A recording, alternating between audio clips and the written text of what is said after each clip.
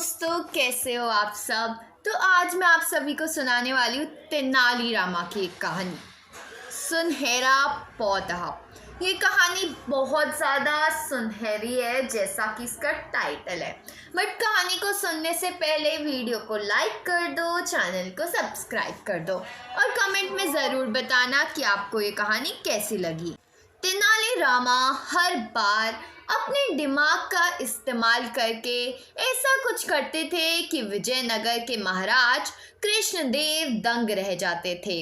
इस बार उन्होंने एक तरकीब से राजा को अपने फैसले पर दोबारा विचार करने में मजबूर किया। हुआ यूं कि एक बार राजा कृष्णदेव किसी काम के चलते कश्मीर चले गए। वहां उन्हें एक सुनहरे रंग का खिलने वाला फूल दिखा। वो फूल महाराज को इतना पसंद आया कि वो अपने राज्य विजयनगर लौटते समय उसका एक पौधा अपने साथ लेकर आ गए। महल पहुंचते ही उन्होंने माली को बुलाया। माली के आते ही महाराज ने उससे कहा, देखो, इस पौधे को हमारे बगीचे में ऐसी जगह लगाना कि मैं इसे अपने कमरे से रोज देख सकूं। इसमें सुनहरे रंग के फूल खिलेंगे जो मुझे काफ़ी पसंद है।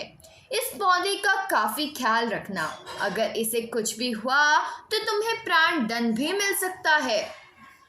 माली ने सिर हिलाते हुए राजा से पौधा लिया और उनके कमरे से दिखने वाली जगह में उसे लगा दिया।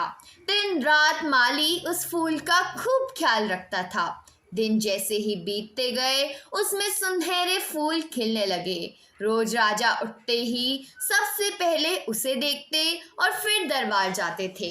अगर किसी दिन राजा को महल से बाहर जाना पड़ता था तो उस फूल को ना देख पाने के कारण उनका मन दुखी हो जाता था। एक दिन जब राजा सुबह उस फूल को देखने के लिए अपनी खिड़की पर आए तो उन्हें वो फूल दिखा ही नहीं। तभी उन्होंने माली को बुलाया। महाराज ने माली से पूछा, वो पौधा कहाँ गया? मुझे उसके फूल क्यों दिख नहीं रहे हैं? जवाब में माली ने कहा, साहब, उसे कल शाम को मेरी बकरी खा गई। इस बात को सुनते ही उनका गुस्सा 7वें आसमान पर पहुंच गया। उन्होंने सीधे राजमाली को 2 दिन बाद मौत की सजा सुनाने का आदेश दे दिया। तभी वहां सैनिक आए और उसे जेल में डाल दिया। माली की पत्नी को जैसे ही इस बारे में पता चला, वो दरबार में राजा से फरियाद करने पहुंची। गुस्से में महाराज ने उसके एक बात न सुनी। रोते रोते वो दरबार से जाने लगी।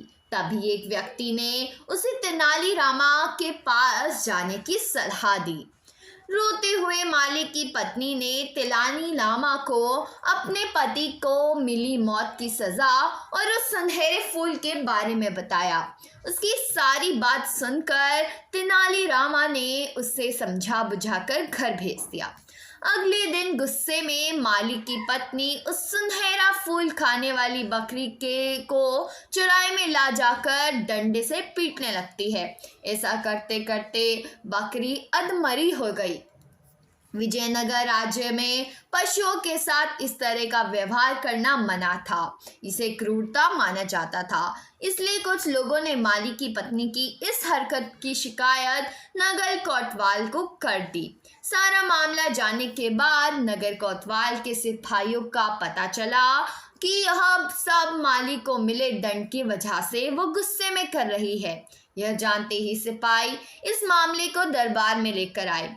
महाराज कृष्णदेव ने पूछा कि तुम एक जानवर के साथ इतना बुरा व्यवहार कैसे कर सकती हो? ऐसी बकरी जिसके कारण मेरा पूरा घर उजड़ने वाला है, मैं विधवा होने वाली हूँ और मेरे बच्चे अनाथ होने वाले हैं, उस बकरी के साथ कैसा व्यवहार करूँ महाराज? मालिक की पत्नी ने जवाब दिया। राजा कृष्णराज ने कहा, तुम्हारी बात का मतलब मैं समझ नहीं पाया।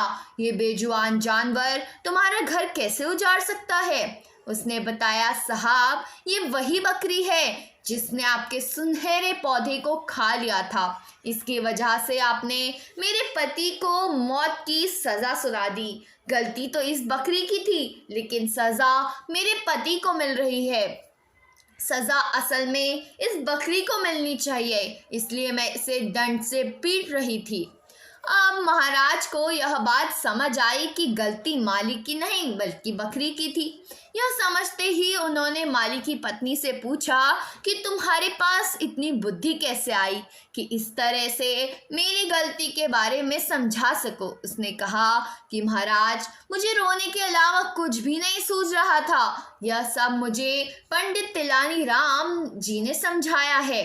एक बार फिर राजा कृष्ण राय को तेनालीराम पर गर्व महसूस हुआ और उन्होंने कहा कि तेनालीराम, तुमने मुझे एक बार फिर बड़ी गलती करने से रोक दिया।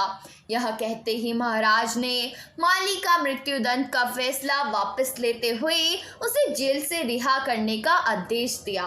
साथ ही तेनालीराम को उनकी बुद्धि के लिए 50,000 स्वर्ण मुद्राएं उपहार के रूप में दी। तो दोस्तों, कहानी से सीख मिलती है, समय से पहले कभी भी हार नहीं माननी चाहिए।